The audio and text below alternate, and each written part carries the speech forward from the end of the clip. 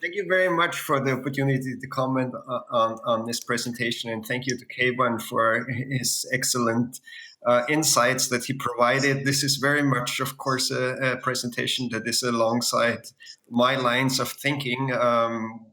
In my own work, I have relied on the low energy demand scenario from Yasser as one of the three scenario storylines that we investigated and further detailed in our work on materials. And we basically looked to the question of whether material efficiency has an important contribution to make.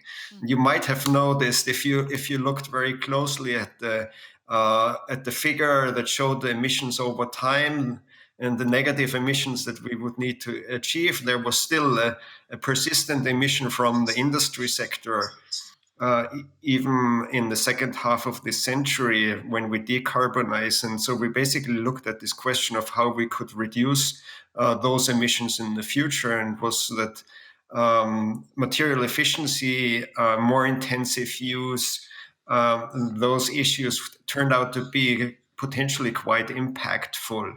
And so those are the so-called hard to abate sectors. And I think that as we're spending more attention to these sectors, we're actually finding ways in which these sectors can also be decarbonized and their influence can be reduced. However, I want to go a little bit back to the initial comments on the policies. In my observation, a lot of the policies historically that we have taken as climate policies or energy climate policies are technology push policies. We have subsidized the introduction of renewable energies and electric vehicles, which of course has brought these technologies online, and now they are very competitive. In fact, electric vehicles are getting cheaper than internal combustion engine vehicles, and there are a lot of markets where solar and wind power outcompete fossil sources, even coal power. However, it doesn't mean that we stop using the fossil sources only because the renewables get cheaper. We really need to have a policy also to stop using those fossil sources. And so in Europe, we have the ETS. The political discussion in the US just showed that the US, it's very unlikely, will follow with an emission pricing scheme. Because that would require legislation, and legislation is something that the Biden administration cannot hope to achieve in the present political divisions.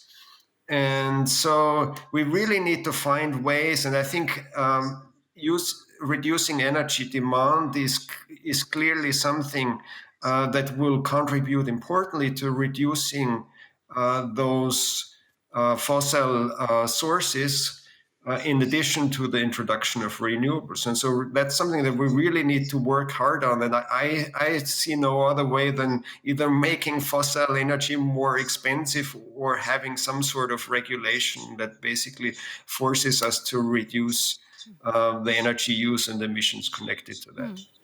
Keywan, would you like to comment on that? And I might add as well, because I was thinking when you were talking about the low energy demand, having the first session in mind, I was thinking, yeah, it's easy for, a Eurocentric perspective to think of trying to work more efficiently within the energy system, because we have the energy access already.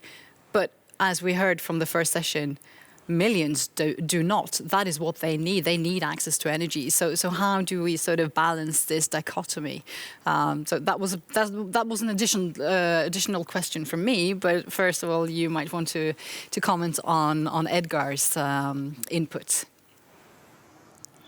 Yeah, I think Edgar's inputs were very complementary to the presentation. But I think also the point that you are making is that basically we need to satisfy the basic needs of the poorest at the same time as we reduce the energy demand of the richest, is I think deeply important because of the justice dimension of the transformation, and not leaving anybody behind. And very often, actually, solutions that would allow people to be connected, for example, to electricity or clean cooking, mean also such an increase in energy efficiency that you can actually achieve decent living standards with lower energy than if you would, for example, rely on the current way the poorest populations in the world satisfy the energy needs. If you, for example, switch away from using biomass for cooking at home, which causes the biggest mortality in the energy system, to a system that basically uses either electric stoves or other stoves, you have an efficiency increase of a factor of 6. So energy actually will go down, the energy use, rather than up. Helene, I would like to draw you into the discussion here as well. You've been sitting patiently and waiting. With your knowledge of what's happening in the Paris Agreement landscape, what are the points that you would like to make and draw attention to in this discussion? Yes, thank you, and thank you to Keywan for his presentation. He touches upon a number of very important points here, and so I would like to hear a bit more from him and from Edgar as well in regards to, well, you know, we're not really on track for reaching very many of the Paris Agreement targets in any time soon, right? So 2 degrees and 1.5 degrees seems a little bit far away at the moment. So if you could indulge me in more of a hypothetical dream world question.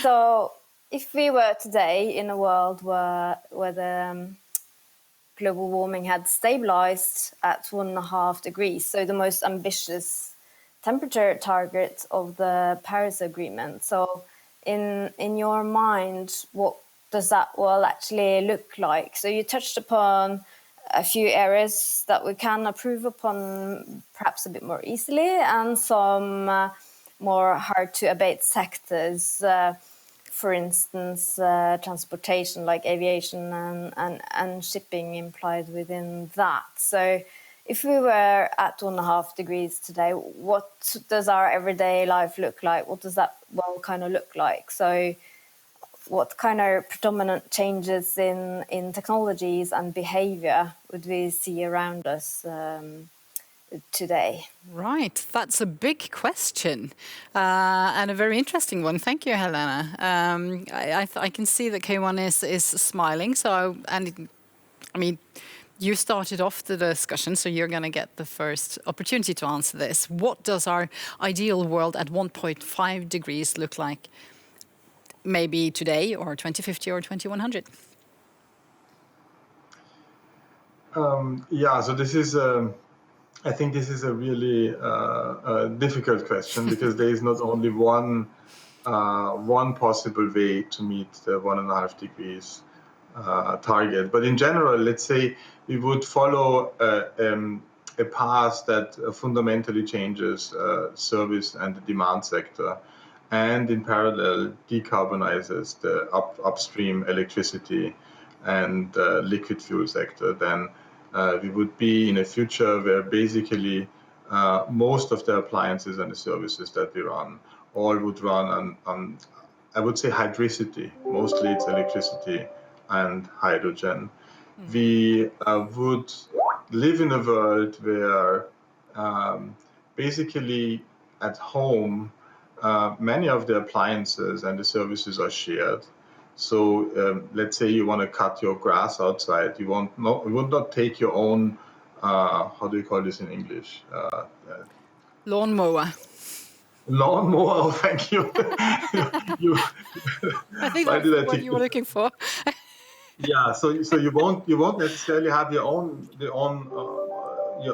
device in the shed, but you would take your mobile phone, or you're connected in other ways, and tell somebody who centrally provides it that you wanna cut your grass tomorrow, and then you will have it. So you need to find new ways to share devices so that we can dematerialize the economy. So devices that don't stand still basically in your shed and wait for the 5 minutes of glory, or let's say 1 hour of glory within the week, but you have better quality devices that are used more often, and this throughout all different services.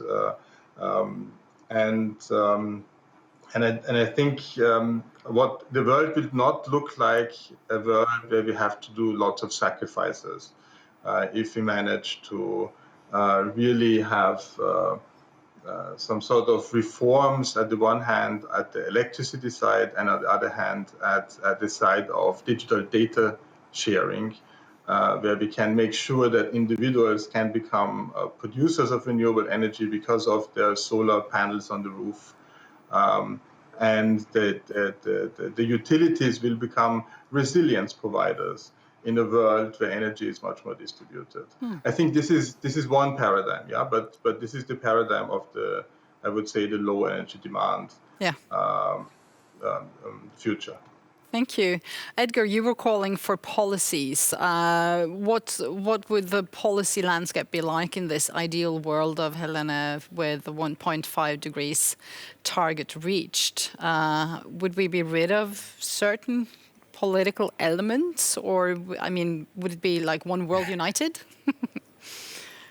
Well, I think that, there are many levels at which this question comes up that you're raising. I mean, there's the political question, and then there's the more instrumental policy question. And I would rather like to focus on the second one. Of course, the climate economists point out that there is a collective action problem, and the question of how we coordinate and how we collectively make these adjustments so that one country doesn't undermine the climate policies of the other countries is an important one. But it's clear that the smartest way of getting there is to have some form of carbon pricing and to supplement the carbon pricing. And of course, what you first need to reduce is to remove the subsidies that we currently have for fossil fuels. Amazingly, still more support went to fossil industries during the corona crisis than to renewable industries and low energy consumption. So you get rid of those subsidies, you get rid of resource extraction subsidies.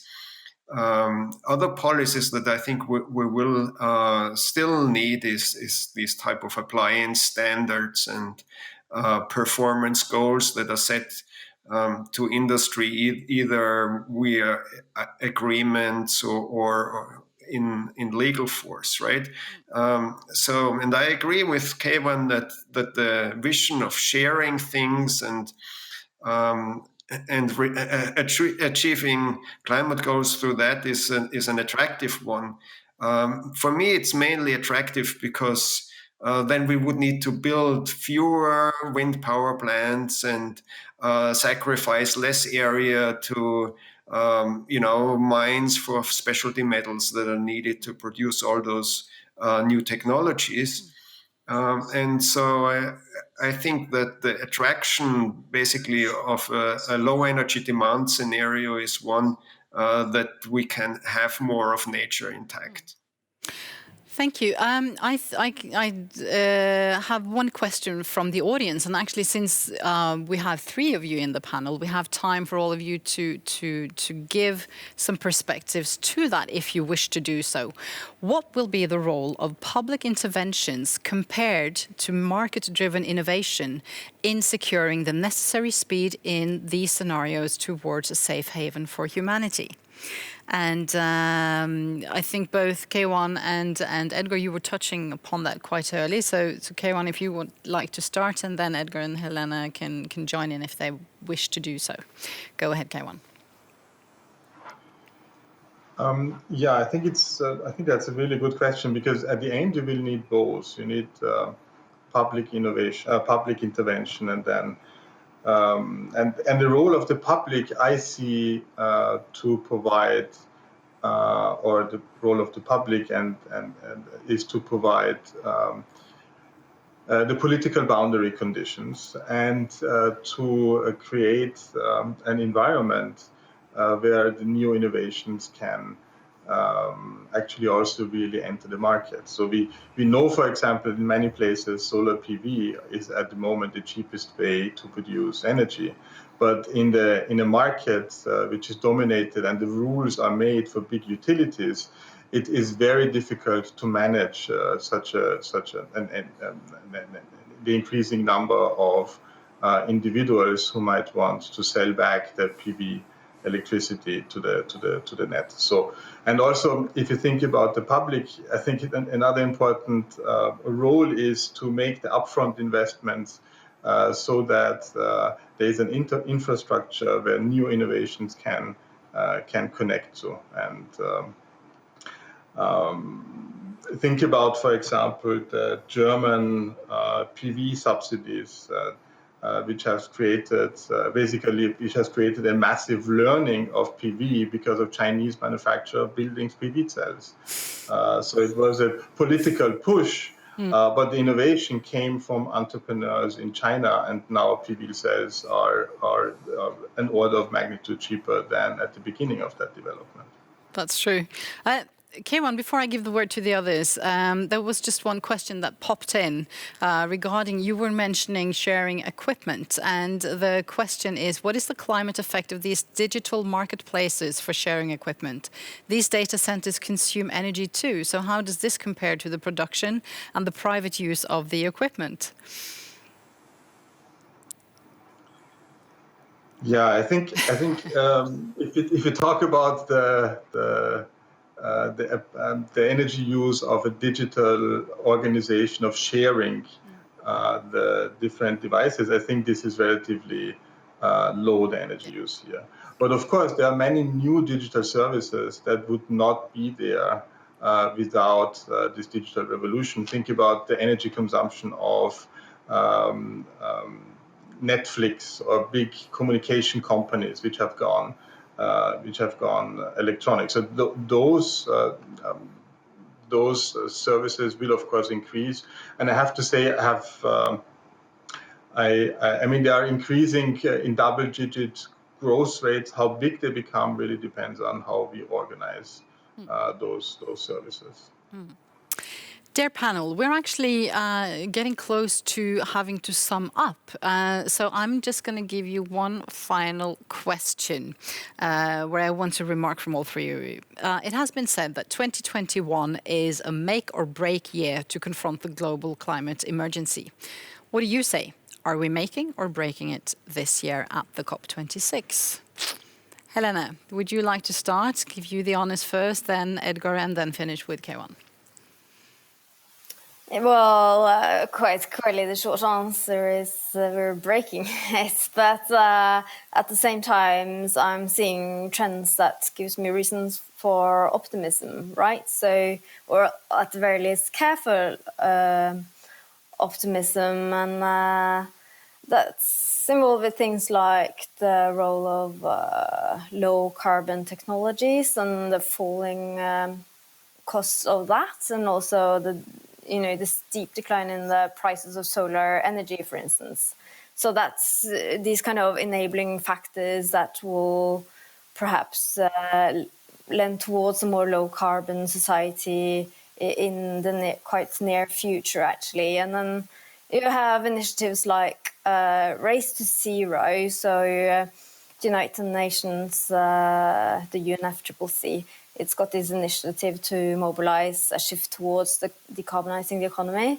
So, for instance, my former university is involved with this. So, I'm proud to say we're trying to be the first university to get to net zero. So here we try to beat our arch enemy, Cambridge University, of course, to get to being a net zero higher education institution before anyone else. Yeah. So what I would like to see is having this kind of competitive instinct also with my current university and also on the national side, right? Where getting to net zero first, that should be something not just to be proud about, but also something that is enabling better livelihoods and more green jobs and so on.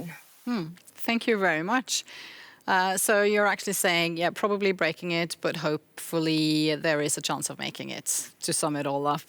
Edgar, what is your take on this in short? Making or breaking? Well, the glass is, as ever, either half empty or half full, however you choose to look at it. Yeah. I mean, I think that we see both a lot of negative things going on and a lot of positive things going on at the same time. And it's very hard to predict, what is going to win out.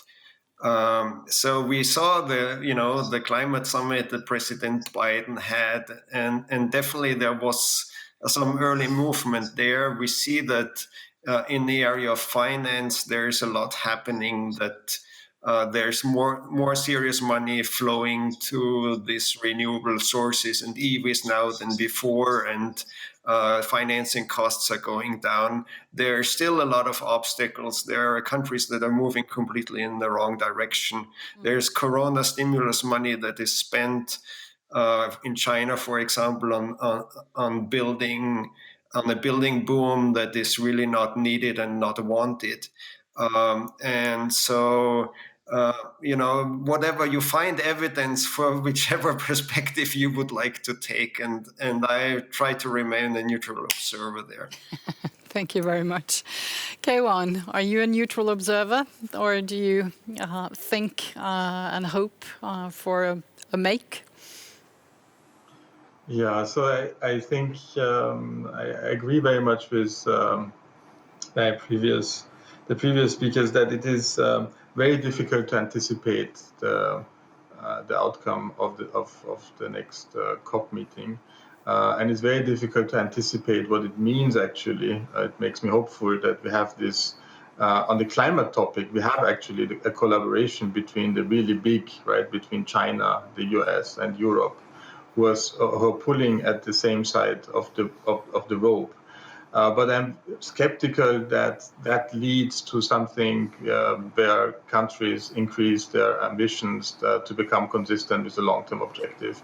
What makes me hopeful is that we see, because of the Paris Agreement and because of this process of country pledges, that climate policy becomes mainstream. And because it becomes mainstream, we see lots of innovations taking off much more rapidly than we originally had anticipated. So it might actually be that at some point the finance and the business sector will overtake the political international arena, and we have lots of innovations that basically will help to make this transition manageable. And I think that's the main positive thing that usually comes out from the COP negotiations, from my perspective.